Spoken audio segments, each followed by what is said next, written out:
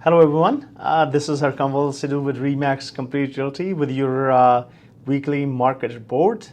As we know that Canada has lost more than 40,000 jobs in the month of July, but the Canadian unemployment rate stayed pretty much the same, around 6.8%. But here, when we're talking about losing jobs, just keep this part in mind that Canada had added about more than 83,000 jobs in the month of June.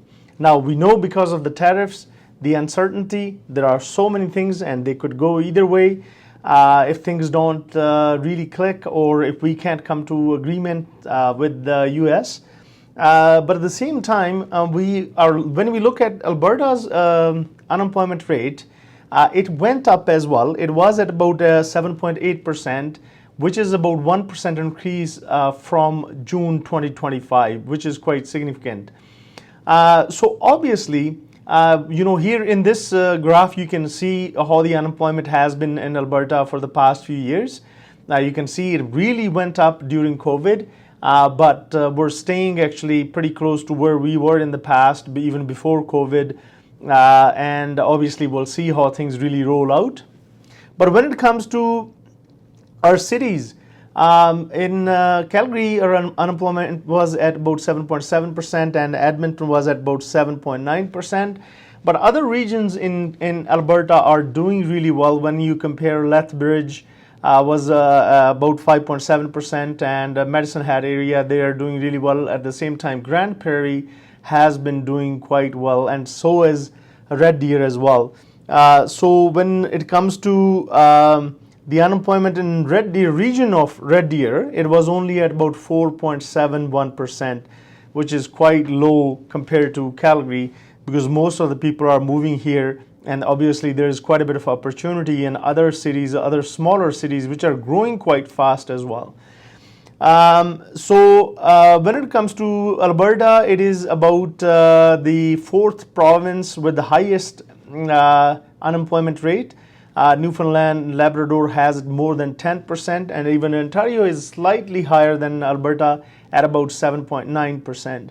Now, when I mentioned that there are cities, smaller cities in Alberta, that are growing quite fast, I just wanted to share with you guys, even the month of July, as we have seen in Calgary, that the inventory is increasing and prices are getting adjusted. Obviously, we have huge population here. It's a pretty big city. But when you compare other cities in Alberta, where the prices have still gone up year to year comparatively, Grand Prairie was leading the pack by an increase of 13% in price. Keep that in mind. That is quite significant. Red Deer was at 9%. Even Edmonton was growing at about 8%, even though inventory has started to increase in Edmonton. And we'll see that shift in future, how it goes. But Lethbridge price increase was about 7%.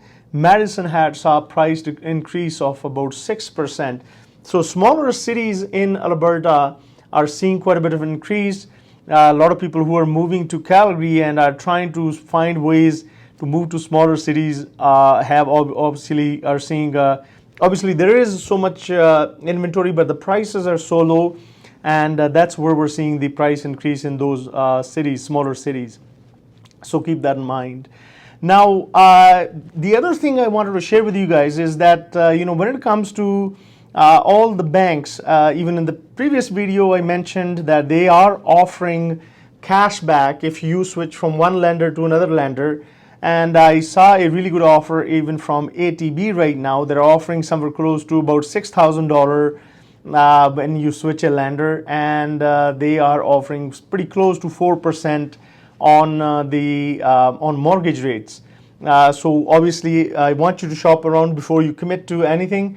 If you look at all the other banks, as I mentioned before, make sure you negotiate it with them.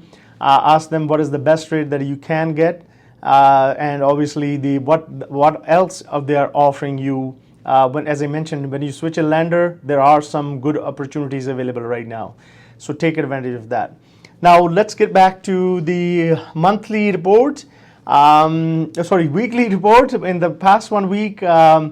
Now, we're seeing the inventory is increasing, sales are slowing. Keep this in mind that our market in Calgary stays quite busy up to June, July, and after that, people usually decide where they want to put their kids to school and kind of which neighborhoods they want to live. And the more we get closer to winter, things start to slow down. And here we are. We had about 886 new listings in last 1 week. 102 were back on the market. 730 properties saw price decrease. So prices are getting adjusted, there is no doubt. 27 properties saw price increase. 437 properties were pending. 485 properties got sold. 110 properties were expired. 5 properties were withdrawn, and 278 properties were terminated. As I mentioned before, real estate is something that needs actually quite a bit of knowledge, and at the same time, you need to get more educated about what's going on when you're making any decision of buying or selling real estate. And if you have any question, please give us a call. We'll be more than happy to assist you. My phone number is 403-689-2345. Thank you.